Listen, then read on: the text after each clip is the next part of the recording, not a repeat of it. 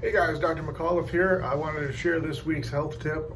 Today we're going to be covering omega-3 fatty acids. Omega-3 fatty acids, these are the fats that are found specifically in fish and cod liver oil, things like that.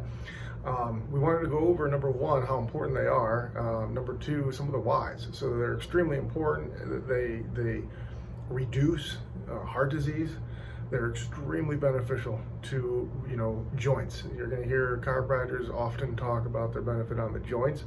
They're also very beneficial for skin health and brain development, and also brain cognition function. Okay, they've been actually shown to reduce liver fats. So, even though it's a fatty acid, it's actually reducing your chance of heart disease, reducing your chance of fatty liver.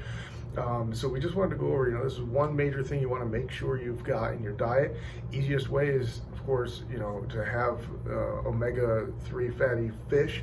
But if you're not certain you're going to get that during the week, then of course you can use supplementation, and that's why they make cod liver oil pills and things like that. So stay abreast of this. Every day we're going to have another health tip. Take care, guys.